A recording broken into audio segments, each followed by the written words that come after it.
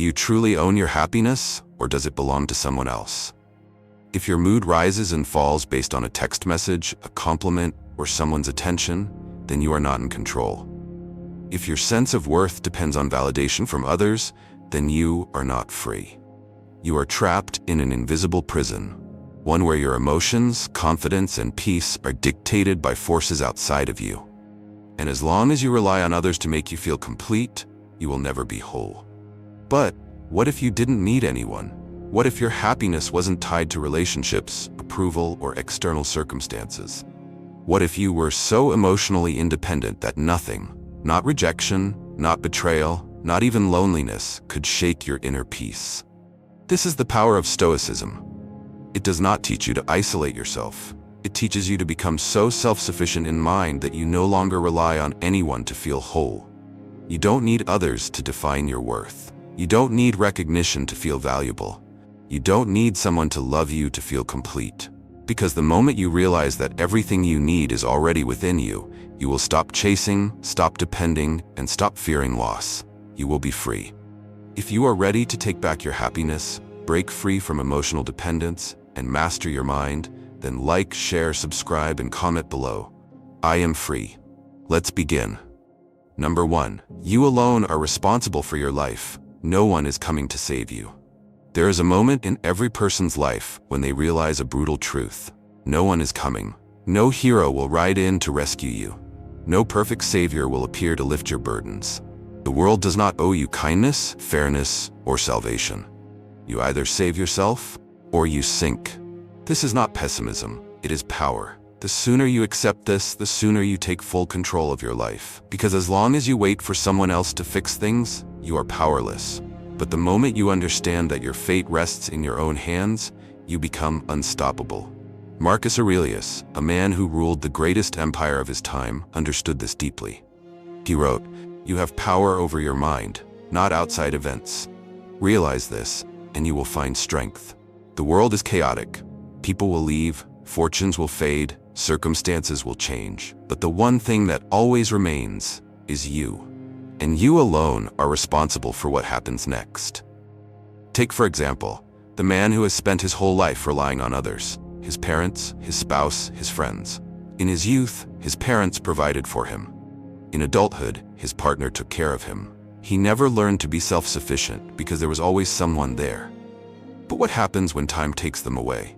What happens when he finds himself alone, old, and unprepared? Reality hits like a tidal wave. The bills do not stop. The responsibilities do not disappear. And for the first time, he realizes that no one is coming. He must stand, or he will fall. Or the woman who waits for a perfect partner to make her happy. She puts her dreams on hold, expecting that someday, someone will complete her.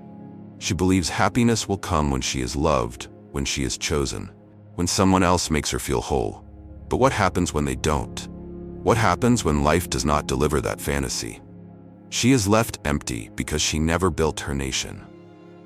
A Stoic does not wait. A Stoic does not beg for help. A Stoic prepares. They understand that while companionship is beautiful, it is not a necessity. That while love is valuable, it is not a crutch. They do not rely on family, friends, or lovers to carry them through life. They are their foundation, their fortress, their savior. Epictetus, who was born into slavery and later became one of the greatest philosophers of all time, put it simply, "No man is free who is not master of himself." So ask yourself, are you standing on your own, or are you waiting for someone to carry you? Because the day will come when there is no one left to lean on. And when that moment arrives, will you rise or will you drown? Number 2, master your emotions. Do not let others control your mood. A person who cannot control their emotions is a person who can be controlled by anyone. If a stranger's insult ruins your entire day, if an argument throws you into anger, or if someone's indifference makes you feel worthless, then you have given away your power. The truth is that most people live as emotional puppets, easily manipulated by external forces, constantly reacting instead of acting with intention. But Stoicism teaches that real strength comes from within. You are not a prisoner to the opinions, moods, or behavior of others unless you choose to be. Marcus Aurelius understood this when he wrote, "The soul becomes dyed with the color of its thoughts." In other words, it is not what happens to you that shapes your emotions. It is how you choose to interpret and respond to those events. If someone insults you, that insult only has power if you allow it to. If a situation is frustrating, that frustration only exists because you have given it room in your mind. A Stoic does not let the outside world dictate their inner world. Think of two people stuck in the same traffic jam. One pound on the steering wheel, cursing the delay, his heart racing with frustration. The other sits calmly, understanding that no amount of anger will move the cars faster. The situation is identical, but the suffering is not. One man has let his emotions control him, the other has chosen to master them. The same applies to criticism. If someone calls you incompetent, does that suddenly make it true? If someone mocks a mountain, does the mountain shrink? Of course not. Yet many people allow words to shape their self-worth, giving strangers the power to define them. Mastering emotions is not about suppressing them, it is about directing them. The first step is to pause before reacting. When frustration, anger, or sadness rises, take a deep breath and resist the urge to react instantly. That small pause creates space for reason to step in before emotion takes over. The second step is to ask yourself, will this matter tomorrow, next week, next year? Most emotional reactions are temporary storms, but many people allow themselves to be swept away by them. If something will not matter in the long run, why let it ruin your peace now? The third step is to release emotions in a way that strengthens you, not weakens you. Instead of lashing out or dwelling in self-pity, write down your thoughts, go for a run, or take a walk. Movement and reflection help clear the mind and regain control. The world will always test you. People will be rude, plans will fail, life will throw unexpected challenges your way. The question is, do you want to be someone who is thrown off balance by every little thing, or do you want to be someone who remains steady and unshaken? Because the person who controls their emotions controls their destiny. Number 3, no one can hurt you unless you allow it. Pain is not caused by what happens to you, but by how you interpret it. No insult, rejection, or criticism has the power to hurt you unless you let it in. No one can truly harm your mind without your permission. This is a fundamental Stoic truth, one that, when fully understood, will make you unshakable. Marcus Aurelius captured this perfectly when he said, "We are not disturbed by events, but by our interpretation of those events." It is never the words of another person that cause suffering, but the meaning you attach to them. Someone could call you a failure, but if you do not believe it, does it affect you? If a stranger shouts an insult on the street, does it have any real weight? If a child calls you weak, do you take offense? The only difference between these situations is how much power you choose to give them. Imagine two people facing the same situation. A man is fired from his job. One reacts with despair, believing his life is ruined, falling into self-pity and bitterness. The other sees it as an opportunity to rebuild, to improve, to move forward with something better. The event is the same, but one man suffers while the other grows. The difference is not in what happened, but in how they chose to interpret it. Many people walk through life believing that others made them feel hurt, angry, or small. But the truth is, your emotions are your responsibility. You can choose to be offended, or you can choose to be indifferent. You can choose to take an insult personally, or you can choose to see it for what it is, just words, just air, just noise. This does not mean you ignore reality. If someone betrays you, it does not mean you tolerate it. If someone disrespects you, it does not mean you let them stay in your life. But it does mean you do not let external events control your internal state. You recognize that another person's actions are a reflection of them, not of you. You understand that true strength comes from mastering your mind, not from controlling others. A Stoic remains untouched by petty insults, by the anger of others, by the emotional games people play. They understand that nothing outside of them has the power to shape their reality unless they allow it. The moment you take this power back, you become untouchable. The world may throw its worst at you, but you will stand, unshaken. Number 4. Happiness does not come from the outside. If you need someone to make you happy, they control you.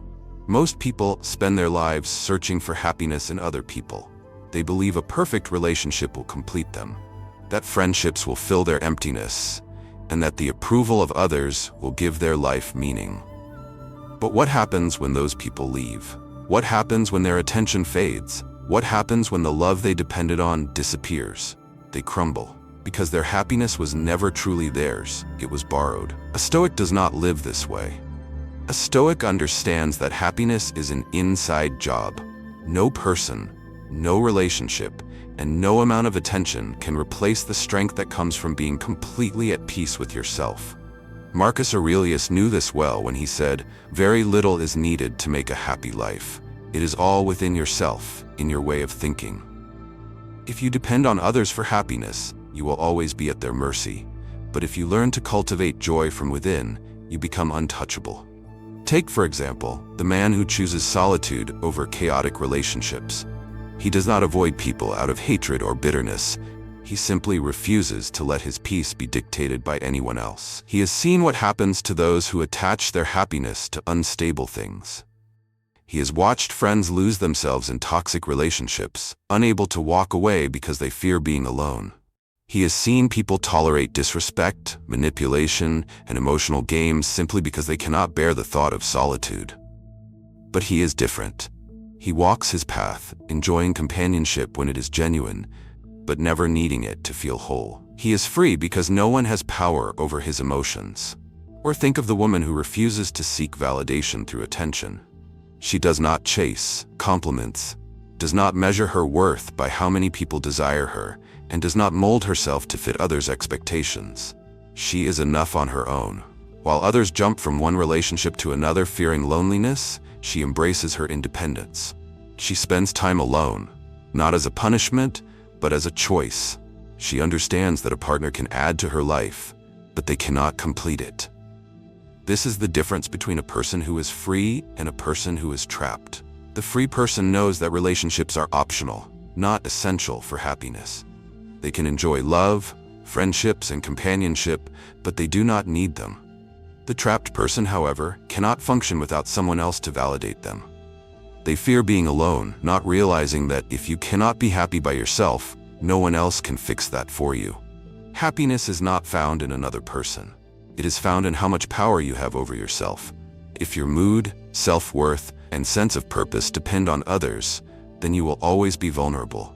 But when you learn to be content within your mind, you become immune to the chaos of the outside world. Number 5. Nothing lasts forever. Accept it or be broken by it. Everything you love will change. Everything you build will one day crumble. Everyone you hold dear will eventually leave in one way or another. This is not meant to be depressing. It is meant to set you free. Because the moment you accept that nothing lasts forever, you stop clinging, stop fearing, and start living with true strength. Most people resist this truth.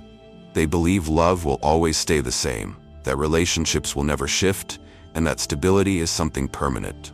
But life does not work that way. Time moves forward, people change, and circumstances evolve. And if your happiness depends on holding on to something that was never meant to last, you will suffer. Marcus Aurelius understood this well. He wrote, "You could leave life right now. Let that determine what you do and say and think." Not as a warning, but as a reminder. Everything is temporary. The only way to truly live is to accept the fleeting nature of all things. Take, for example, the man who spent 50 years with the love of his life. They built a home together, raised children, and created memories. And then one day, she was gone. Illness, time, fate, whatever the reason, he found himself alone. Many in his position would break. They would fall into despair, unable to accept a life without the person who had been by their side for so long. But not him, because he understood, long before the loss came, that love was never something he could possess forever. It was something he cherished while it lasted. And now that it was gone, he carried the strength to move forward.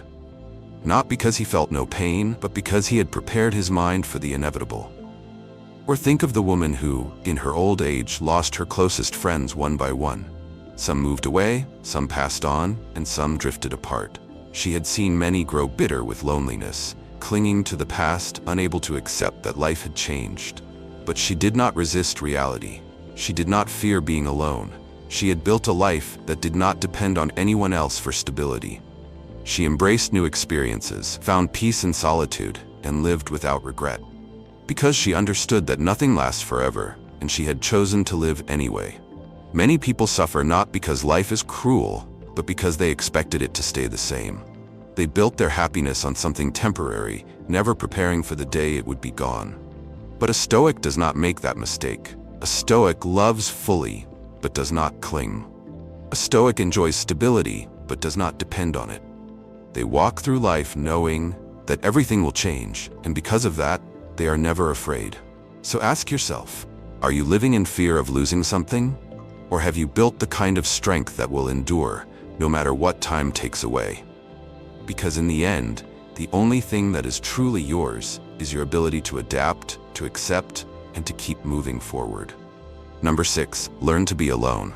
Grow into the brightest version of yourself. Most people fear being alone, mistaking it for loneliness. They fill every moment with distractions, surround themselves with noise, and constantly seek validation from others, because deep down, they are terrified of facing themselves. But here's the truth. If you cannot feel complete when you are alone, you will always depend on others to fill that emptiness. And as long as you rely on someone else to make you feel whole, you will never truly be free. Seneca, one of the greatest Stoic thinkers, said, "The wise man is content with himself." This does not mean rejecting relationships or avoiding companionship. It means you do not need anyone to feel complete. You can enjoy company, but you do not depend on it. You can love others, but you do not need them to define you. Your peace, your happiness, your sense of self, all of it comes from within, not from the outside world. Look at those who are afraid of solitude. They jump from one relationship to another. Unable to sit with their thoughts, they check their phones obsessively, needing the dopamine rush of social media likes and messages. They fill every silence with meaningless conversations because the thought of being alone with themselves is unbearable. They are not living, they are escaping. And what are they running from? Their mind, their fears, their unfulfilled potential. Now think of those who have mastered solitude. The great thinkers, the visionaries, the creators. They do not waste their time seeking external distractions. They use solitude as fuel, to read, to learn, to train, to build something meaningful. They emerge from their alone time sharper, stronger, and more self-aware. They do not feel lonely in their own company because they have built a mind that is worth spending time with. The greatest test of self-sufficiency is this. Can you spend an entire day completely alone, without distractions, and feel at peace? No social media, no conversations, no entertainment. Just you and your thoughts. Many people would find this unbearable, not because solitude is painful, but because they have never developed themselves enough to enjoy their own company. So here is your challenge. Spend one full day alone. No phone, no internet, no meetings. Just you, your thoughts, and whatever you choose to do with them. Read, write, reflect, go for a walk. Observe what happens when the noise disappears. Do you feel restless? Do you feel anxious? Or do you start to discover something deeper within yourself? Because when you learn to be alone, you no longer fear losing anyone. When you become whole by yourself, your confidence becomes unshakable. And when you stop depending on the outside world to entertain you, comfort you, or validate you, you begin to shine with a light that comes from within. Number 7, let go of what weighs you down. What are you carrying that is holding you back? Is it a toxic relationship that drains your energy?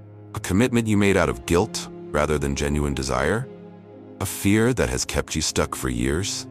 Most people walk through life burdened by things they should have let go of long ago. They hold on to pain, grudges, expectations, and obligations that no longer serve them. And in doing so, they make themselves prisoners of their past. Epictetus, the Stoic philosopher who was once a slave, understood the secret to freedom. He said, "We control our actions, not the actions of others." This is the key to letting go.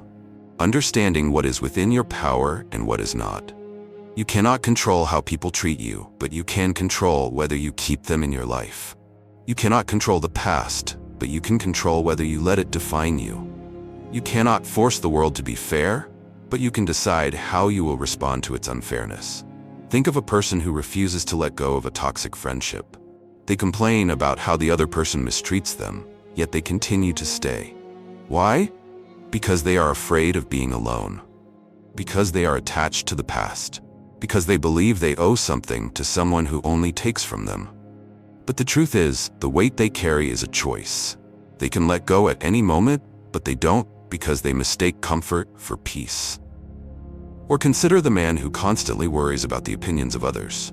He lives cautiously, afraid of being judged, terrified of making mistakes. He carries the weight of expectations, his family's, his friends', society's.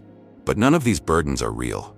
They exist only in his mind, and the moment he chooses to drop them, he will be free. Letting go does not mean giving up. It means understanding what is worth your energy and what is not. It means recognizing that some things, some people, and some fears are simply not worth carrying anymore. If you want to break free, try this. Write down everything in your life that you control. Your actions, your mindset, your habits, your choices. Then, write down everything you do not control. The opinions of others, the past, and the unpredictable nature of life. Look at that second list and understand this truth. Holding on to these things only hurts you. So why keep carrying them? A Stoic travels light. They do not hoard resentment, regret, or unrealistic expectations. They focus on what is within their power and let the rest fall away. And the moment you do the same, you will feel something you may not have felt in years. Peace.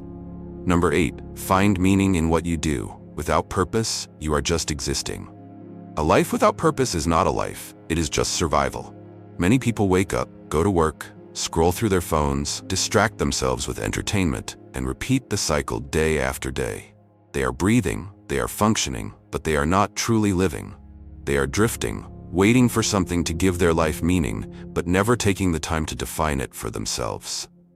Marcus Aurelius, a man who ruled the Roman Empire yet still sought wisdom every day, wrote, "Perform each action as if it were the last of your life." What if today were your last day? Would you be proud of how you spent it? Would you feel that your actions, your efforts, and your choices mattered? Or would you realize that you have been wasting time on things that do not fulfill you?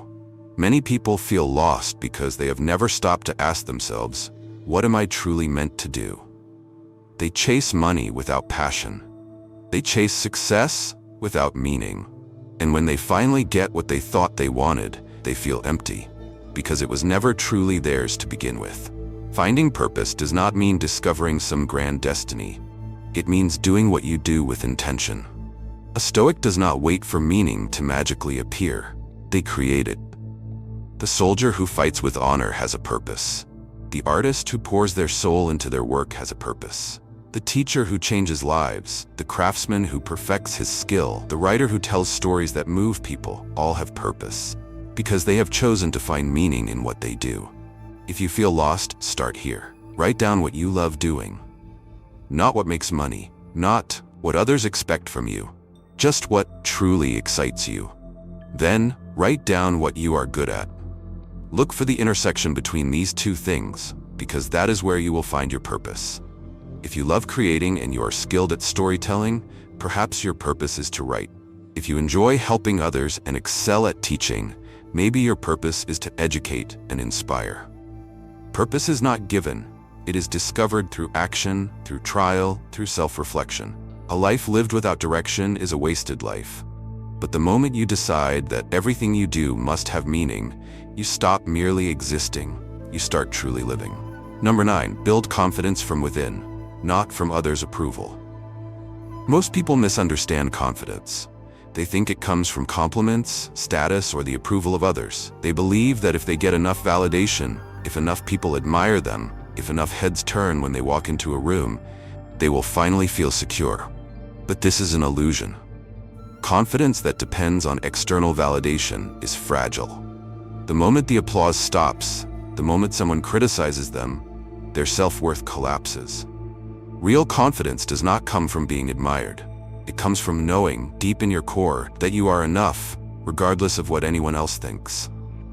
Marcus Aurelius put it simply, "A man's worth is measured by how well he aligns with his values, not by how others perceive him." A truly confident person does not need recognition. They move with quiet strength, unshaken by praise or criticism, because they trust themselves. Imagine two people. One is constantly seeking approval.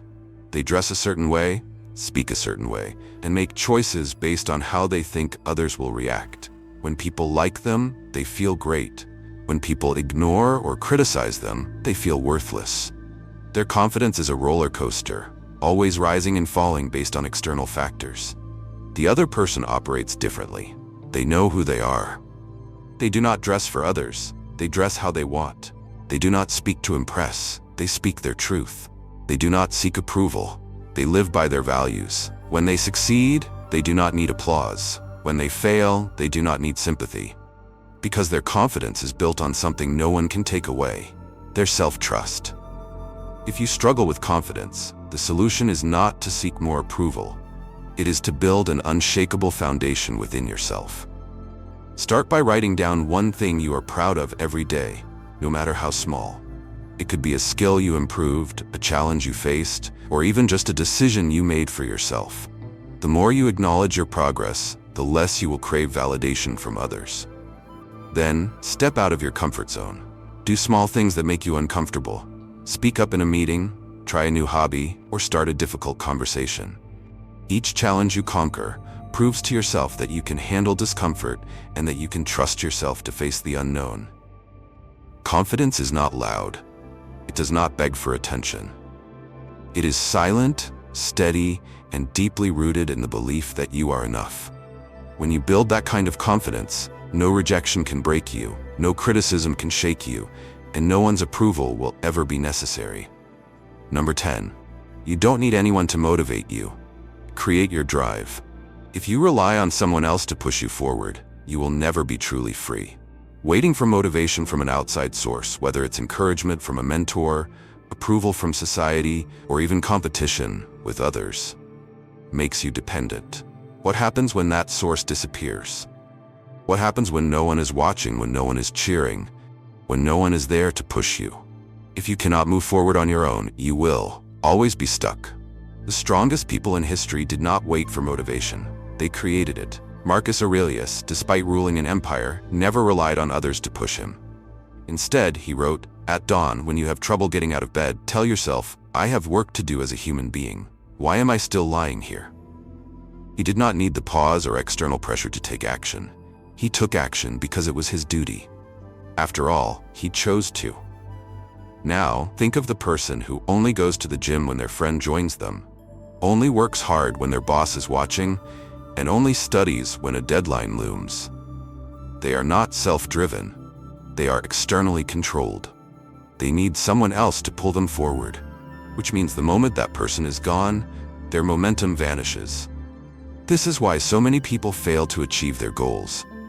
They never learn to push themselves when no one else is pushing them. Contrast that with the individual who shows up for themselves, regardless of whether anyone else cares.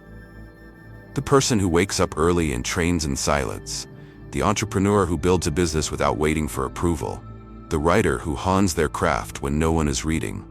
They do not need motivation because they have discipline. They do not wait for energy. They generate it. If you want to be truly unstoppable, you must learn to move without external fuel. Instead of waiting for motivation, build habits that make action automatic. Instead of needing inspiration, remind yourself that discipline beats motivation every time.